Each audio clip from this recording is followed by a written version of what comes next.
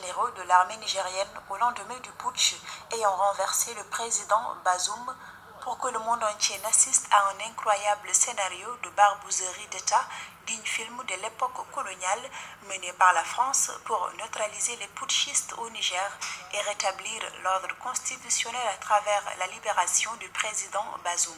En date du 26 juillet 2023, un putsch conduit par le chef d'état-major de la garde présidentielle destitue le président Mohamed Bazoum, pourtant démocratiquement élu au second tour en avril 2021 avec 55% des voix. Le coup de tonnerre.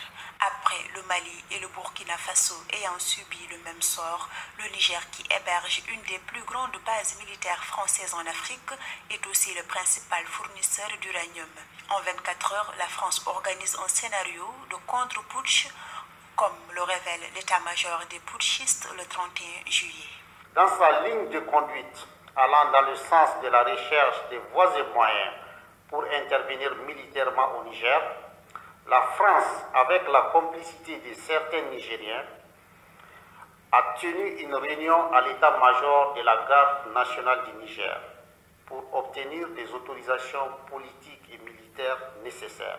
Le président Emmanuel Macron, qui apprend le coup d'État alors qu'il est en voyage en Papouasie-Nouvelle-Guinée, contacte 3 présidents africains membres de la Communauté économique des États de l'Afrique de l'Ouest CEDEAO afin de leur indiquer une action militaire française unilatérale imminente pour déloger les putschistes. Samedi 29 juillet, Emmanuel Macron, de retour précipité à Paris en France, préside un conseil de défense et de sécurité nationale dont le seul but est d'évaluer l'opération d'intervention militaire au Niger au mépris des règles de la CEDEAO et de l'Union africaine.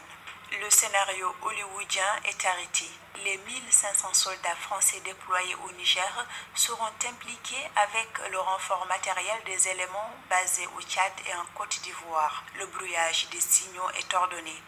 La prise de la télévision nationale est programmée.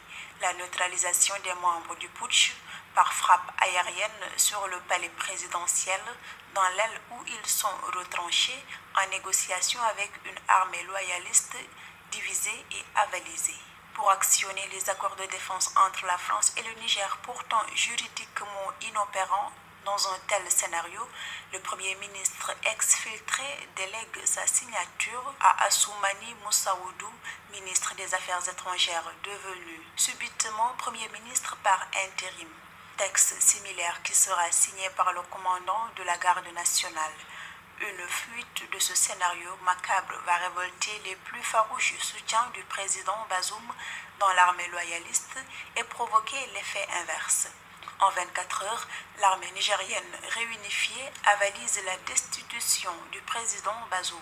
La France n'a plus de soutien militaire interne. Nous, voisins, nous, amis du Niger et autres, pouvons faire, c'est de les accompagner, s'ils le souhaitent. Mais c'est un pays, c'est un État souverain. Laissez-les régler leurs problèmes. Vous ne pouvez pas leur apporter la solution, c'est un différend interne. Et le Mali condamne toutes les ingérences extérieures par rapport à la situation au Niger. Toutes les ingérences qui sont d'ailleurs à la base des problèmes qu'on connaît actuellement au niveau du Niger. Et nous mettons en garde. Parce que ceux qui aujourd'hui essaient de promouvoir une agression, parce que ce n'est pas une question de dire qu'on va faire une intervention chirurgicale, ça va durer 3 jours. Non, c'est une agression, c'est une invasion d'un pays souverain. On a vu l'invasion, l'agression de l'OTAN en Libye, ce que ça a donné pendant 10 ans. Mais ceux qui ont agressé la Libye, ce n'est pas eux qui ont des problèmes, c'est nous qui avons des problèmes. Et ils sont partis.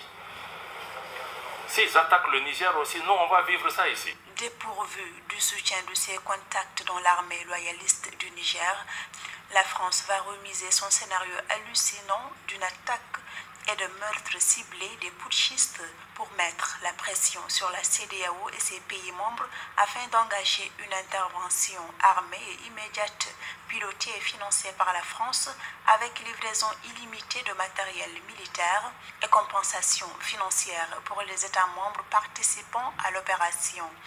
Une action militaire qui est désormais unanimement condamnée. Outre le rejet de l'opinion publique africaine, l'Union africaine a clairement refusé une action militaire contre le Niger et prôné le dialogue politique, comme le feront par la suite 45 autres États africains, mais aussi la Russie, les États-Unis, les Nations unies et la Ligue arabe regroupant 22 pays membres. Un désaveu cinglant pour la France.